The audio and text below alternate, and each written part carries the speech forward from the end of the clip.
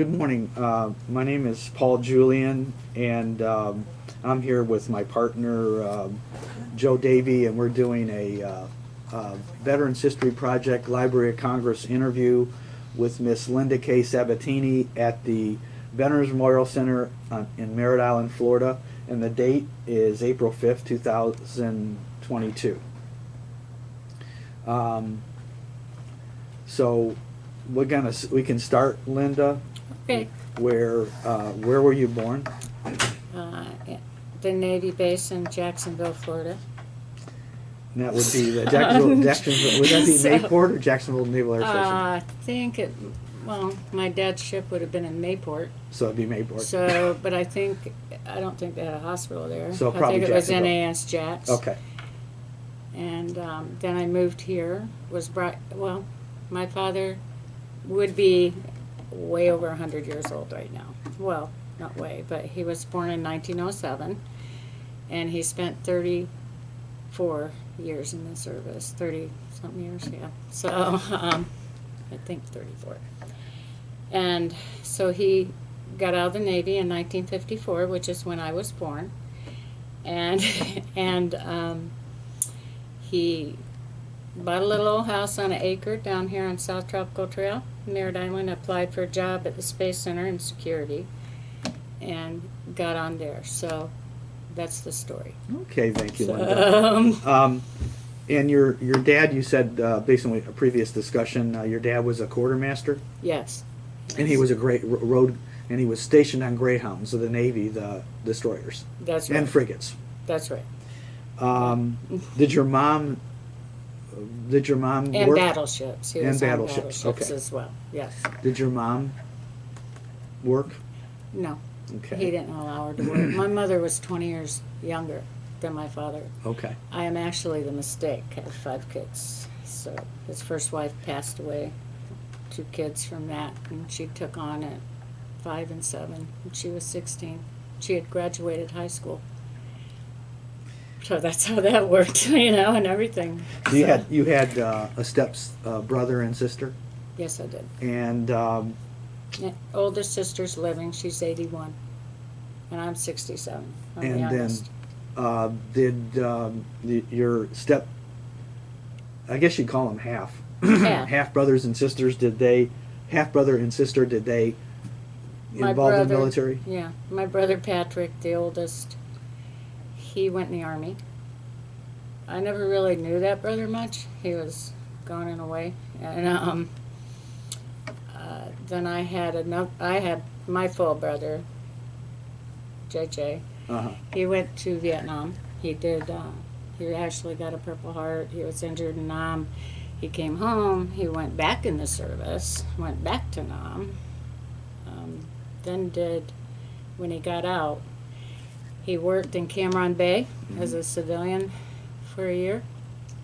And unfortunately, Vietnam, he was in the Marine Corps, and he was a machine gunner, and he saw a lot. He was in the 60s in the heat of Nam. So, had a business here in town. That was many years later, 20 plus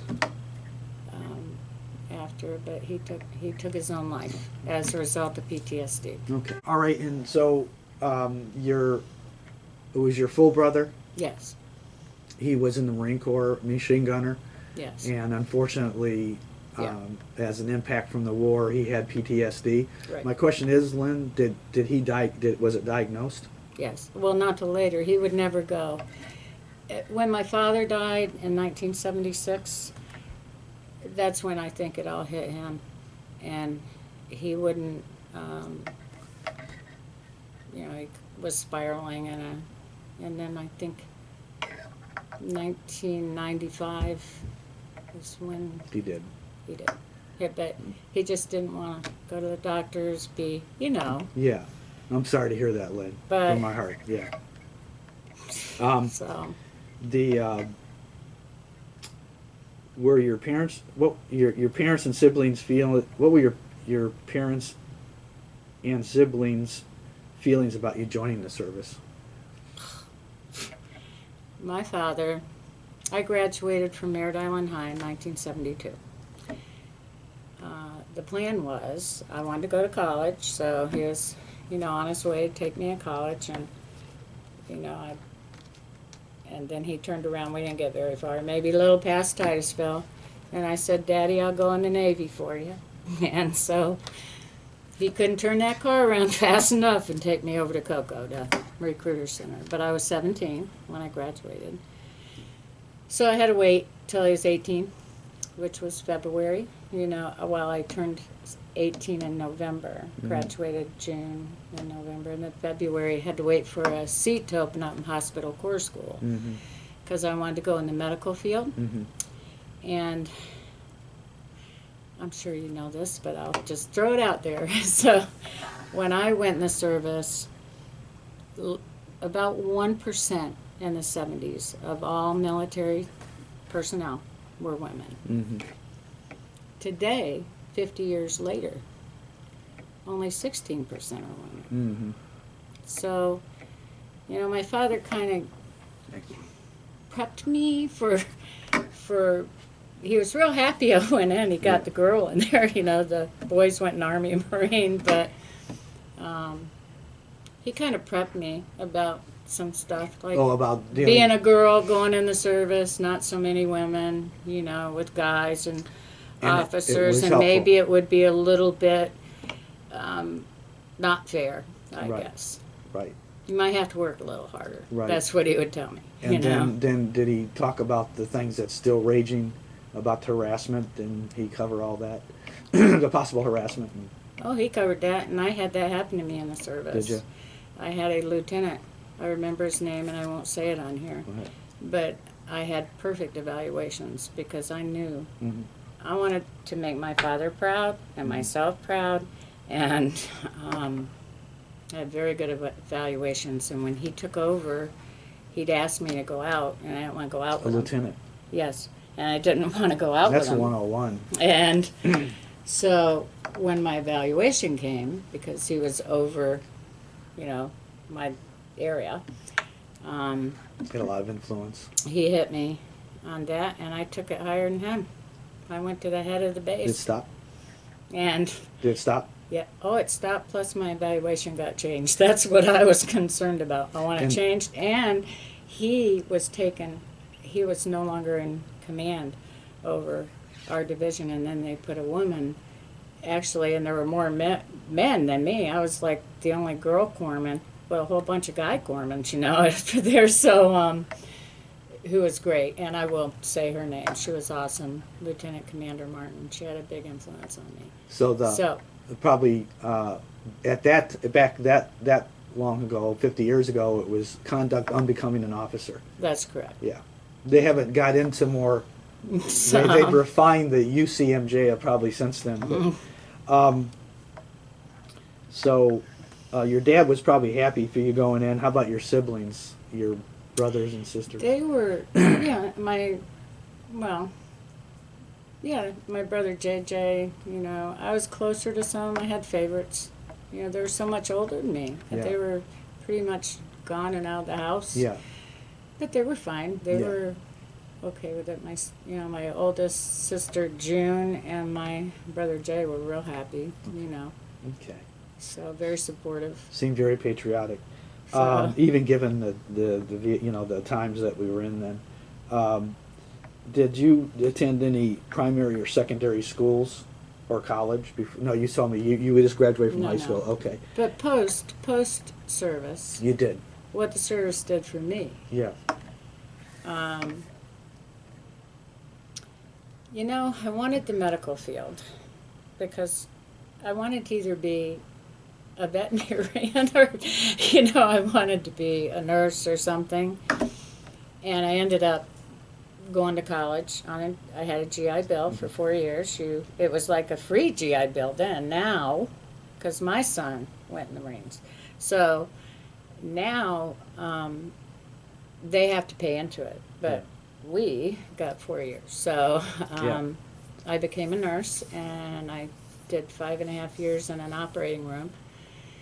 And then that didn't work, and well, it worked, but I got bored with it. And so I went to the ER, and then I became an ER trauma nurse.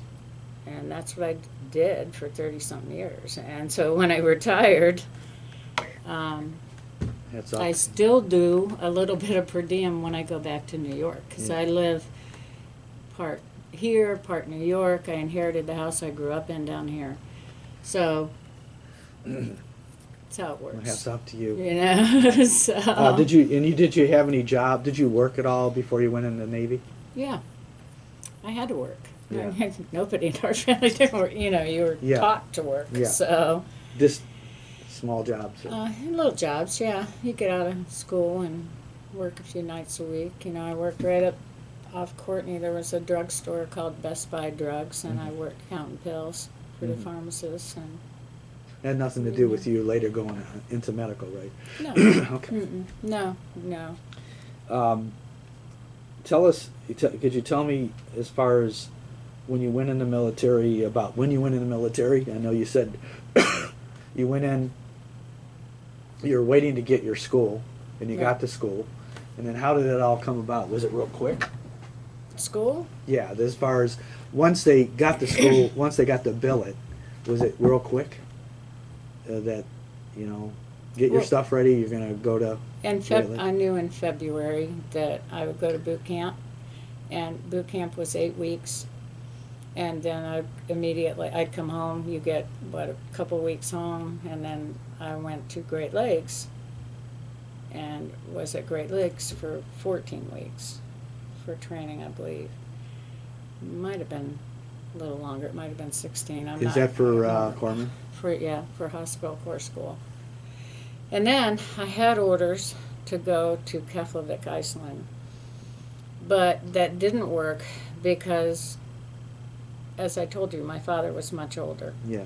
And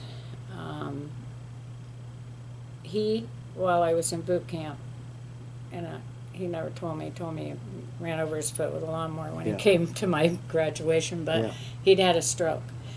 And he could still walk, but he was using a cane. And then he died before I got out of the Navy. And I think he always knew that. And Yeah. that would happen. I was the baby. I was, he grew up with me. So He didn't that- get to grow up with the other ones. So, So you were able to say had really not like to turn the orders down? well, I couldn't turn him down. You weren't allowed to do that. But my mother, I believe, wrote to Spessard Holland Uh-huh. and Lou Fry, who were the senator and congressman at that time. And I believe They would have had got that, your orders. well, I'm pretty sure, because I think somewhere there's a letter from them, but I think they had something to do with that. Okay. So then my orders were canceled, and I was here, and I could come home and see my parents. Where were you stationed? And at the Naval Base in Orlando. Oh, That Orlando. hospital was built in 1941. That was an old That Navy hospital in Orlando? Yeah, it was an old wooden hospital, open wards. Which is now a clinic? I took care of. No, I don't even think it's there. Okay. They Was had it- a nuclear base on it. Huge Nuclear hospital. I used to go. I had flown on helicopters over here to Patrick to pick people up coming off from Nam and bring them over there because they didn't have a big hospital here at Patrick. Yeah. They had a hospital, but it couldn't do some, even though that was an old hospital, we could do things. Yeah. And then I'd go back over there as a corpsman. Sometimes when you're on duty, I would go out. I remember delivering a child at 18, and I said to the lady, please don't, can't you wait? She goes, honey, this is my 5th child. But, it's on the other side of the base. I mean, it was like, I got a lot of education early, on hope medical you got things. a ribbon for it. While I was in the service, so, yeah. And you basically, you joined, did you join because you felt that it's a thing to do, or do you do it for your parents? There was a few reasons. Yeah. Okay. I had always, I grew up with a military father. I mean, come on. He was- yeah, blue blood. And Yeah, blue blood. yeah, and I heard about the service my whole life. I saw, books, scrapbooks he'd kept, different things. Your father was very proud of. Oh, very proud, very, very proud. I mean, he never finished school himself, and he could speak 7 languages.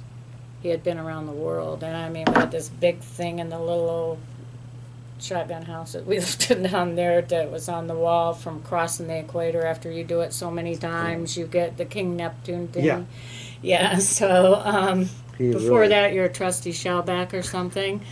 But, so with that being, and not just that, seeing that, but the indoctrination of what it means to be American. Now, that, I kind of had that coming both ways, like from my mom, who her family, she was from up in farm country in North Florida, and they were all Civil War people, and prior to that, and they were all military people. Her brothers went in the service, and then I had him, and family influence. But all, not just go in the service, but how important it was, and how proud you should be of that flag, of our flag and our country. You're so rare, Linda. You're so rare. It almost brings me to tears, like telling you about this, but it's not out of I'm sad. It's just I don't think people realize the sacrifice. No, they don't. That everyone makes. I think what do you think, Linda? Looking at the current situation that we have over halfway across the world with Ukrainians. It's breaking my heart. Ukraine. Would you think that they start to realize that? You think that they look at that and thinking that if it was us, right? And it can be us. We're living in scary times right now. And if there was, I know I'm going off track here, but if there was anything message I could get out, and I certainly do talk to people about it, and the youth, and there's different generations coming up. And I don't know if it's proper of me to say this or not, but I believe that even the people, I have a lot of friends left here that I grew up with, being a native at IC, and they didn't come from military families, but they were still raised to be so proud of that flag, to fly your flag, and don't ever let anything happen to it. And I mean, I brought a couple things with me that right now I'm going to show, because you asked me why. So it was not only being kind of like I said, I've been told about stuff. But in 1962, when the Bay of Pigs happened, I would have been you were in first grade? 9, 10 years old. No, something like that. I don't know, 8. So you were probably in first grade. In 62, yeah, 62 I probably was. Yeah, and 62. Because I was in first grade. Because I was in second grade when Kennedy got assassinated.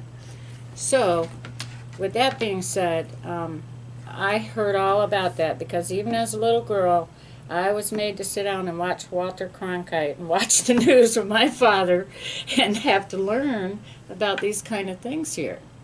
And I don't think that happens today. I don't think kids today, or I don't think their parents tell them.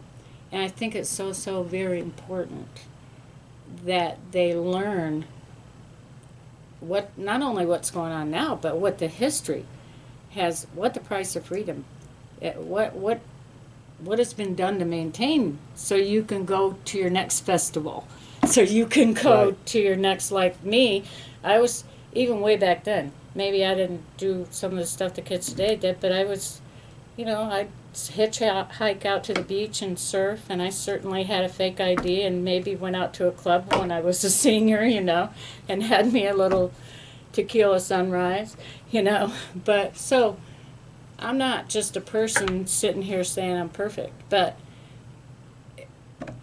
I don't know. But anyway, let me get back to, the Bay of Pigs I remember. Then in 63, on my little house down here, what we call is a shotgun house, it was like 1924, one little room of it, and then it was registered as a house in the 30s. And I inherited that old place, and I'd like to upgrade it and keep it in that same era because things change. But my dad, being as old as he was and working at the Space Center, I got to see things, not only hear about all the war stuff and all of that, but, you know, Kennedy, which this is a picture of, he got assassinated in November 1963. November 23rd, was it? I think so. Well, on November 16th, that's when this was, 7 days before assassination. This is from Cape Canaveral. So my father was assigned the security detail to him. So these are originals, and that really impacted me because I got taken out of school, and this is way pre 9/11, so you could get out there if you had somebody that worked there, and then of course I got to see Kennedy with just like a tape between you. If you've been here that long, you remember it, and you could go out and watch things like that. And I never forgot that, you know, that happened in our country. I was appalled. I couldn't believe something like that would happen in our country. So It's back to freedom isn't free. yeah, freedom wasn't free. And so there was that. And then the flag was so indoctrinated in me, and the reason I brought this one is because, let me see, was it Neil Armstrong? Who were the two guys? I have to go back because I am old. I'm 67. Joe, So on that, when they landed in '69, Neil Armstrong and no, this wasn't 69. No? This is 69. It was Buzz Aldrin Okay. and Neil Armstrong were the ones who put that flag on the moon. And so I lived here. I was a child here. So to me, I was so proud of the fact that our country went all the way to space, you know. I mean, there's so Went to the much. And moon. now today we have a Space Force, you know, all these years later. So all of these little things that I just told you about is why I went in the service. What the service did for me, what it taught me. Well, even though I had things ingrained in me growing up, I was kind of a little bit of a wild child. I was the tomboy. I was like a little daredevil.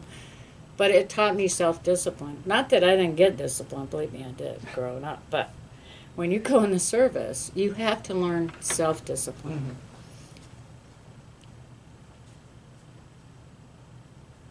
Oh, sorry about that. That's fine.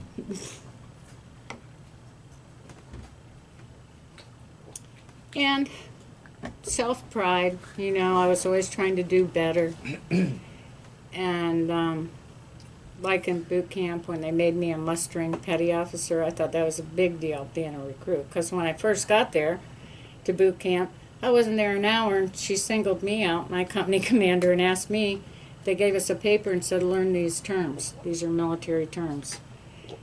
She pointed to this, like, and said, what's this? You know, like a wall. Wow. And I said a wall. But when you go in the military, it's a bulkhead. So I was made an example of.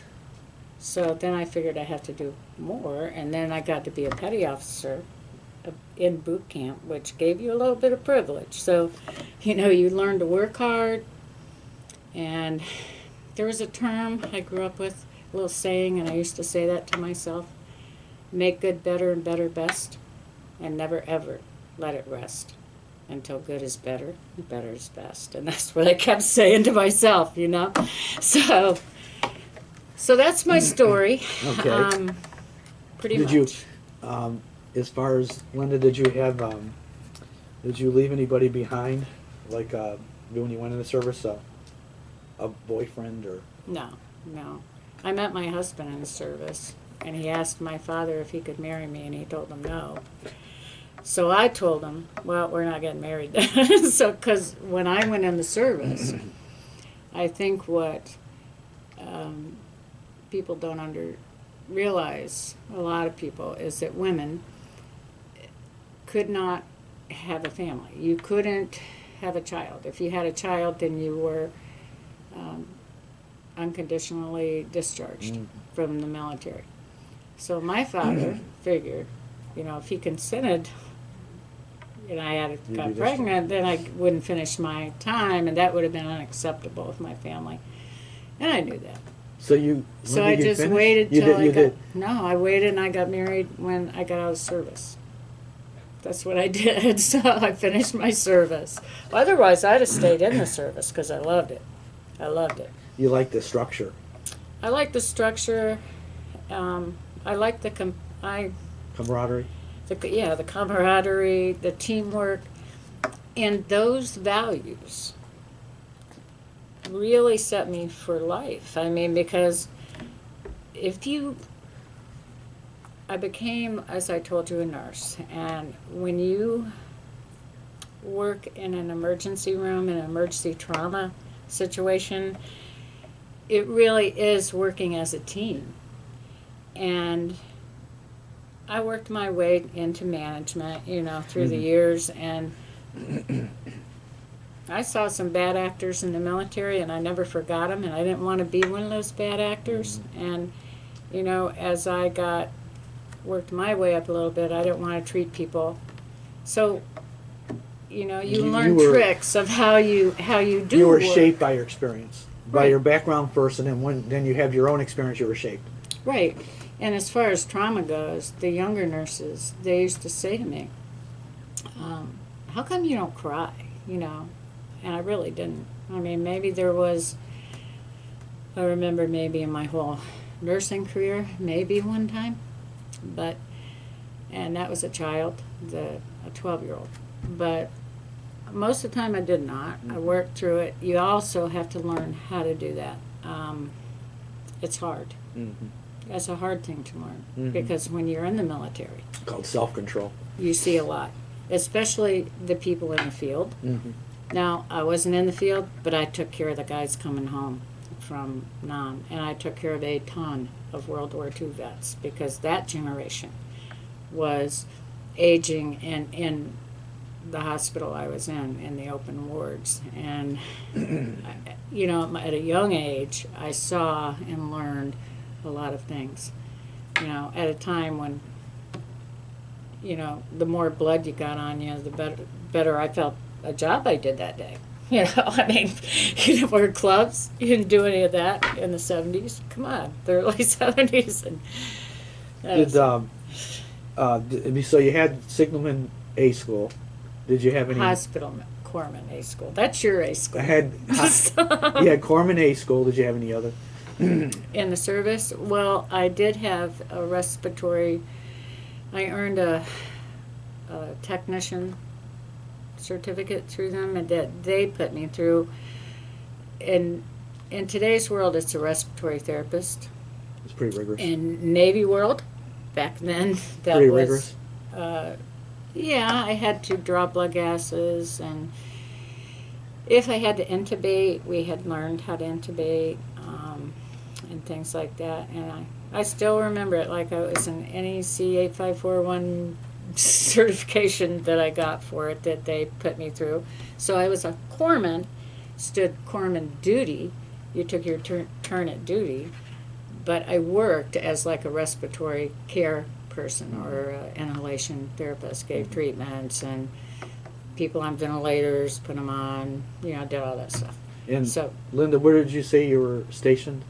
in Orlando. In Yeah, Orlando. Okay. Were you there the whole time? I was, Okay. because of my dad. But they had plenty. You had plenty of business, right? Lots of business. Yeah. Because Patrick Air Force, well, there's a lot of retired people in this area, and back then there was a lot of people. And Patrick Air Force Base had, I don't know how to describe it, because it's not there anymore, but there was a great big hangar, and they would bring in big planes with, C-130s. And you know, and they'd be bringing back guys from Vietnam. This may have been the closest place coming from, or from elsewhere, and they could have been injured, like without limbs or Yeah. napalm burns. I saw a lot of napalm burns, and things like that. And so then they did have a hospital there on the base, but the hospital wasn't huge and couldn't take care of everything. Now I believe Patrick only has a clinic there. Yeah, so I don't understand. think they have a Oh, hospital. Patrick, yeah, they have a clinic. Yeah, and that big hangar and all those great big things aren't coming there now, I guess. I don't know. Yeah, But, it's only a clinic. I don't think it's overnight. I don't so it's different. But I did saw my share. What was your most vivid memory of your time training or in school? You have a vivid memory that really sticks out, an experience when you were training? You Either- mean like in boot camp, or you mean up at Great Lakes? I'm thinking more like A school. Okay, or so that would be respiratory Great therapist. Lakes. Yeah. Great Lakes. Well, so I remember the CPR, especially now, because now, I have to, when I worked in the ER, I'm not, even though I told you I still do a little per diem when I go back for the summers, I don't do ER anymore. When I retired, I said I'm done with that. I did my duty 30-something years in emergency trauma, but CPR was just starting back then, really. And it's hard to believe that it was only like 1973, it was really just starting, and I had to put my mouth on another girl, which was really weird because in Class A school, they made us do everything to each other.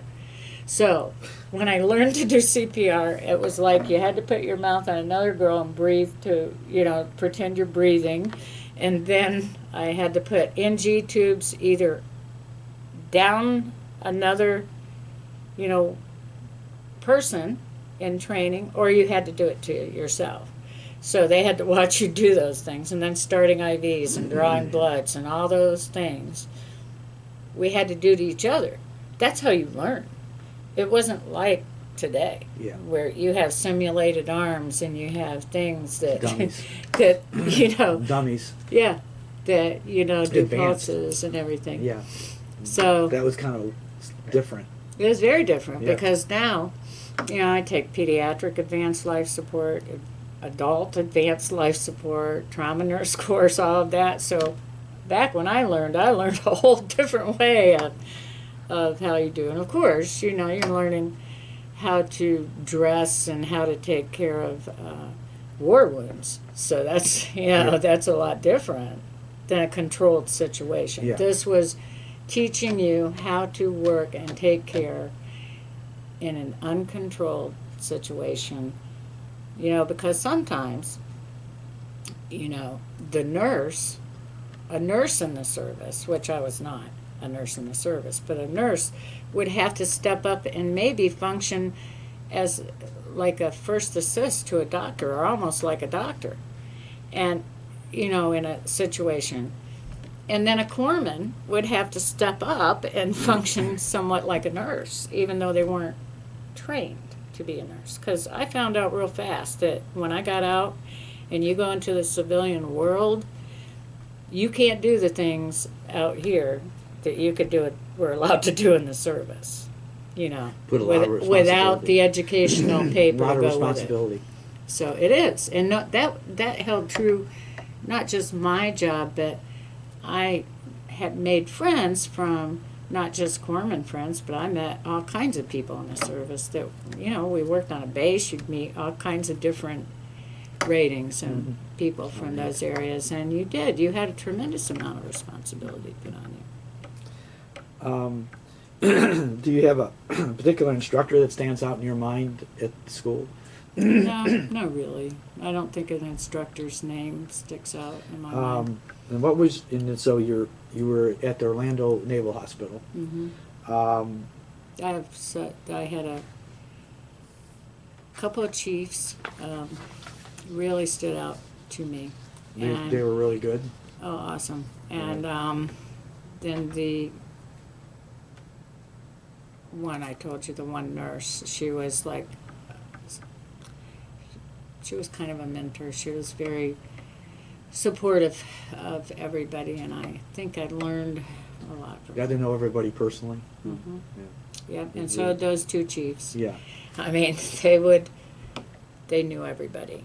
Mhm. because they had to take duty too. They'd be the chief on duty, so they'd be over you. Yeah. They'd be, I mean, you'd be on duty, but they'd be checking around and they'd go around and, Responsible. you know, you got to know. And the one, it was really weird because the one chief, my father, before he got out, he had to go, when he quit riding the waves, and I don't mean that like, well, I shouldn't say that because I was awake, but I mean, you know, riding He stopped getting riding the seas. stop getting You know what I mean. Stop getting underway.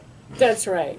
On the, you know, on the oceans and on the seas of the world, he had to push boots before he got out. So he got sent to Great Lakes, Illinois. And the one chief I had, my father pushed him through boot camp. Oh wow. So it was, Wow. I was amazed by that. Wow. You know, when he heard Like my you said, name. that camaraderie. It just You know, so you never know Yeah. how you never know who you're going to meet and No, you what they're don't. going to mean to you. No, you don't. Yeah. Mm-mm. You qualified as a respiratory therapist, and you had to learn certain equipment, right? Oh, yeah. All of it. Yeah, the ventilators, which, Which is really big now, right? Ah. Well, back then they only had what they called bird ventilators.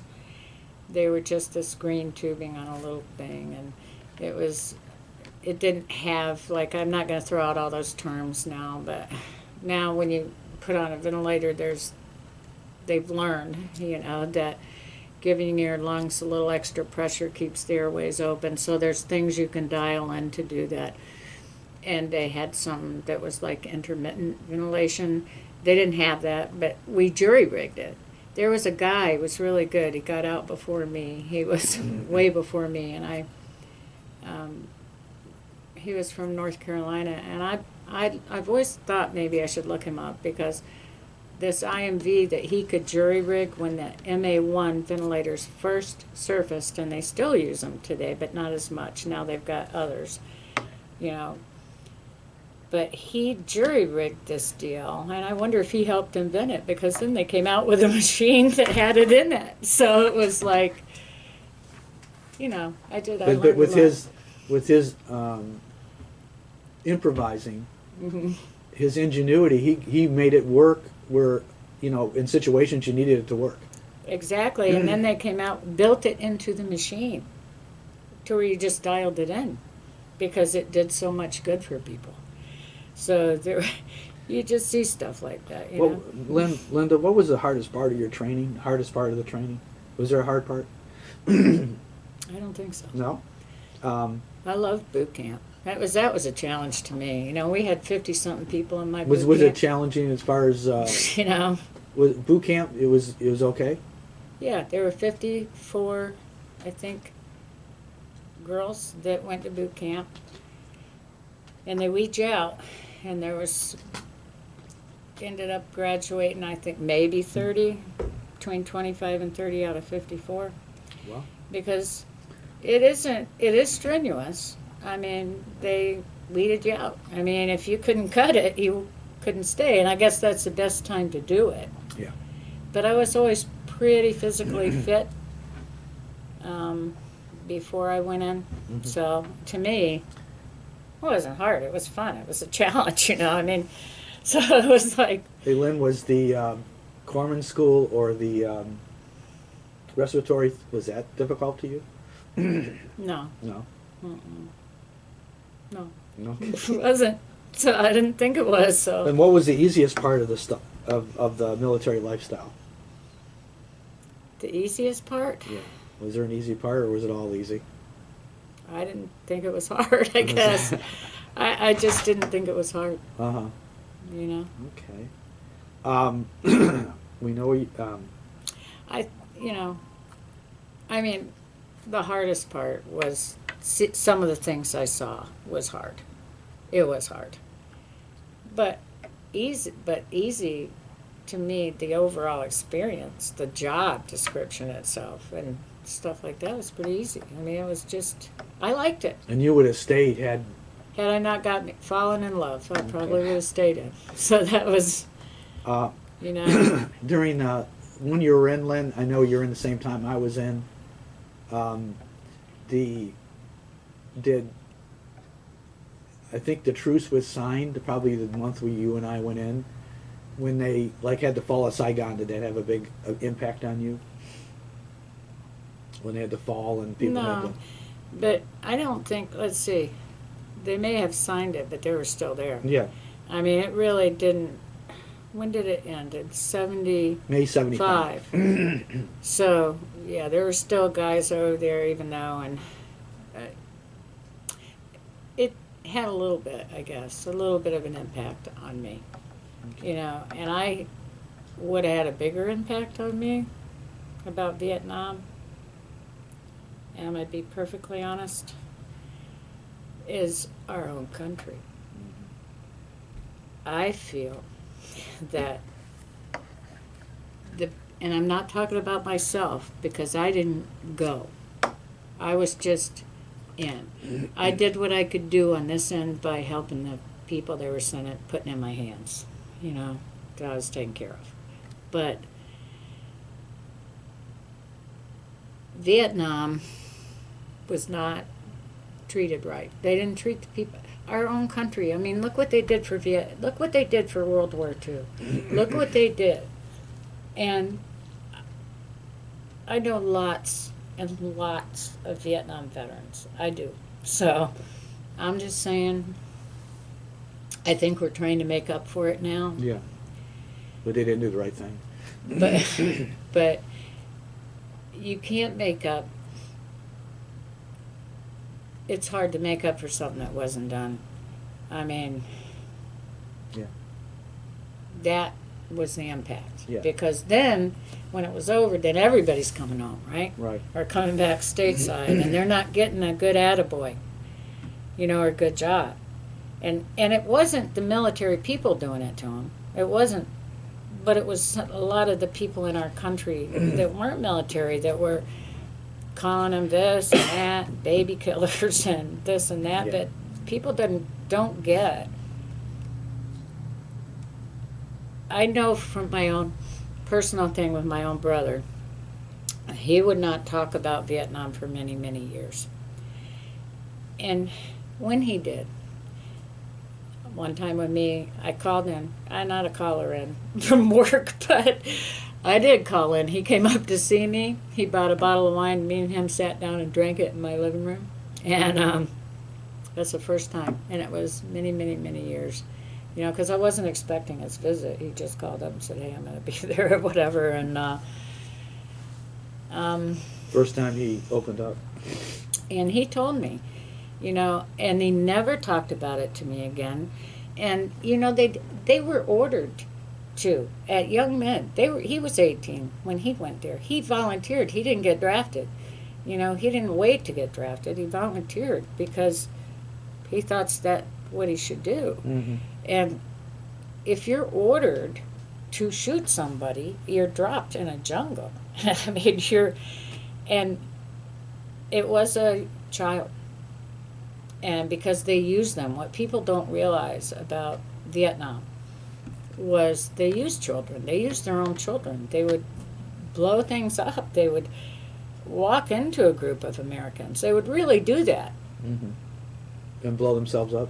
And, you know, to kill the Americans. And there's so many things that, and I know that my brother had to do some things that haunted him for his life.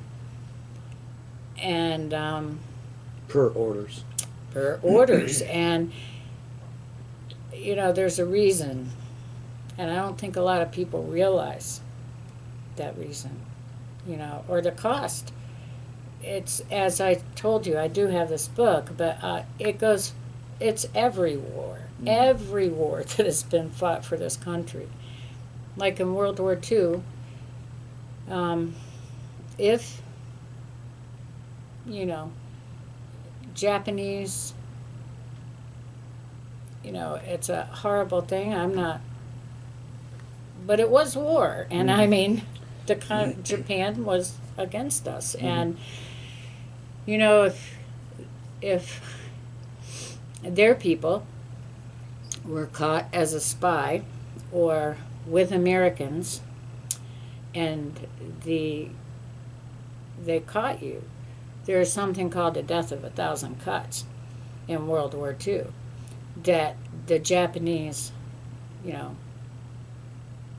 would do to make an example to all the people out in the square, where they'd hang them up and take their clothes and slowly cut 100 cuts on every muscle and let somebody bleed out, so that there wasn't fraternization. So there's so many things, that sacrifices that have been made and things people had to go through for freedoms. Yeah.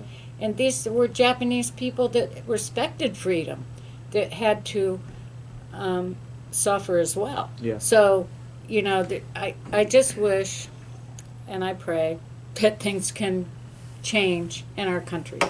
I'm not saying I love our country, but I'm just saying with the younger generation and new generations that are going to be here long after me, that that this respect of freedom and our country and our flag and everything, that just needs to stay, or we can't have a country. I agree. And just did you met your husband, right, Lynn? Yeah. Did you have any other friends that you stayed in touch with after you left? In the service? Yeah. I did for a while at first, but not really so much. I kind of just worked and raised my family. And Did you like during your duty? Did you have like did you have recreation? What did you do on your off duty when you worked at the hospital? when I worked at the hospital, Yeah, when you in were- the service, Yeah. Did you have like? oh, we had clubs. We had all kinds of stuff to do on base. There was always, there was clubs you could go to. There was dance. You could go dancing. You could. When I was in Great Lakes, you could hop a train and you could go into Chicago, Yeah. or you could go into Milwaukee, or any of that. Kenosha. So yeah, Kenosha, or any of those places. So I had Um, fun. There was fun things to do. What was the best part of your service experience? The best part? Mhm. I think it was like the camaraderie and just the feeling like You're doing something Yeah, for I your felt I country. was doing. for your country. I did feel like I was doing something for my country. Mm-hmm. And tell me, Glenn, what do you recall the day your service ended? How did that, when you're active duty, how did it? Oh boy, I was pretty emotional. I was like, I was happy a little bit that I was getting out and I could then go and get married, plan a wedding, and do all that stuff. But then part of me was so sad because part of me didn't want to. But it was like, not want to get Mixed married. feelings. But I had a lot of mixed Did feelings. your Very husband- emotional. Did your husband get out before you did? He did. So he had to was wait a out- little bit. He was out a year before I was. Oh wow. Yeah. So, Um, and he was in New York, and I was here. So, did you? So then, what did you go back to New York? I did. Okay. And that's it, in upstate New York, and that's where, because Well- that's where he was from. And my mama taught me, you got to go where the man goes. So, be sure you want to do it right the first time. So, anyway. And so I want to touch on this. I'm going to ask this next question, and you touched on it already. So, Linda, how were you received by your community? by my community. Did they show any disrespect or? Well, I did have somebody say to me, what kind of father? Because I had people ask me stuff. I had somebody say to me, what kind of father would send you into the service? Because don't you know what women in the service are? And I won't go any further. Right. You can Right. think that way you think. And, that really bothered me because, The audacity. yeah, because that wasn't the case. Now, Yeah. I don't believe that's, I was obviously in barracks, women's barracks. I don't think that's why those women went in the service. Right. Everybody Right. had their own reason. Right. But the persona of women being in the military Was that? was that. And I will tell you that military's came a long way with women. Although I told you, as of 2021, I know that there was only 16% still, because I looked it up, because I just wondered about that. But my own feeling is this. I think women can do just about any job, you know. And I know that probably whoever sees this might not like what I'm going to say, but I personally do not think that a woman can be a grunt on the ground, or a Marine, or somebody on the ground in a battle zone, like Vietnam, like if they're out on the, Army and Marines. Those are the guys that are on the ground, okay? Fighting hand to hand, right in front of you. Up close and personal. Up close and personal. And I think that if they get shot or something happens, nobody wants to leave your buddy behind, okay? And I don't care who says what, there's a difference between a woman and a man, genetically. And for a woman, now there's going to be exceptions, but overall, most women aren't going to be able to hike a 200-something pound guy over their shoulders and run him out. Yeah. They're not. Yeah. So I don't think that's really a place. Other than that, I think it's a great thing that now, they let Yeah. women go in and... Even though there's some things they got to work through. Right.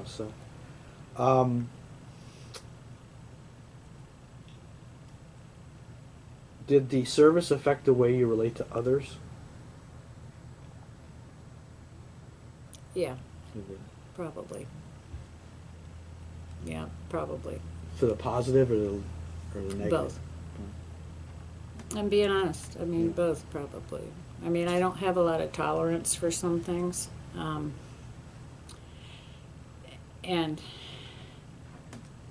so it worked bad and good for me, but I've learned through life, one of my biggest faults is my mouth. And I've learned that... You just tell it straight out. Yes. You don't couch it. No, not usually. You don't sugarcoat it. No, not usually. But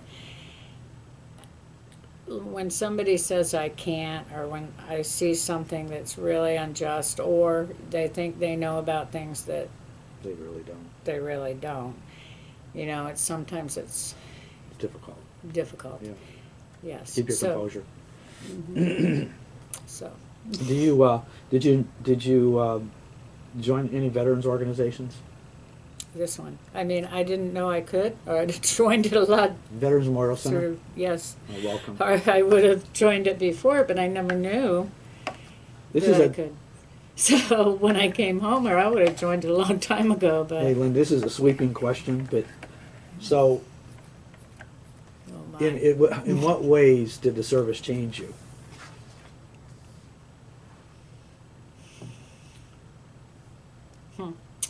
Well, God, I don't know if this is the right word. I'm trying to think about the right word. When I say it hardened me, Made you tougher. yeah, I don't mean it. Yeah, it made me a little tougher. Stronger, And I always stronger. thought I was pretty Made you tough, but I stronger. mean, it made me a Made you little stronger. emotionally. Yeah. I think it did, because of the things that I did. And I spent like a long time. I mean, when you're working, you're there for however many hours you're in the hospital, and you're taking care of people and hearing, watching them dying. A lot of these old World War. I remember one Christmas, I could have probably been in trouble, but I didn't. I bought all these little socks, put booze in it, and little booze, and I went all along the World War II vet guys, and there's some World War I guys in Korea, and even the Vietnam ones that were there if they could. I put little bottles of booze in their socks. I thought, what the hell, I mean, but I maybe got a slap on the hand, but I didn't get in trouble. So, you spend hours listening. It made me a better listener to my patients, I can tell you that. But The these are kind of broad questions. I know how the military service impacted your feelings about the war and the military in general. were there like specific, any particular life lessons, Linda, that you learned from military service?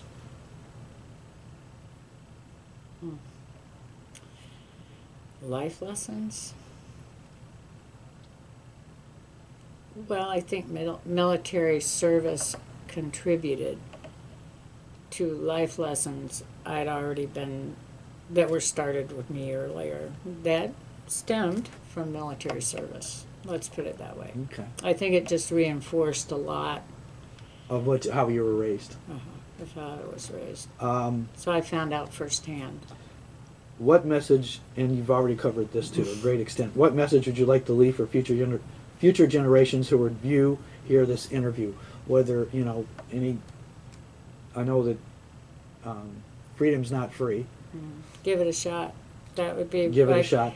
I would hope that more young men and women would consider, if they don't know what they want, it doesn't even have to be because you came from a military family or whatever, but if you're not sure what you want, and you want to do something, I can tell you this, the military today Mm-hmm. is a little bit easier Yeah. than it was in my military time Yeah. and in my parents' military time.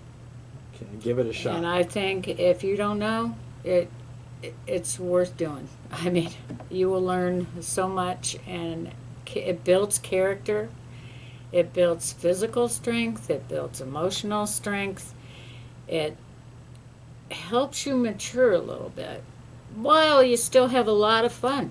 There's a lot of fun stuff to do in the military with your buddies. So I guess I would say that, besides the other things I've already told you. Anything else you'd like to? There anything you wish more people knew about veterans? That I wish people knew about Yeah. veterans? Yeah, I think that more people should realize that each veteran has their own story, and they should listen to that story before they judge.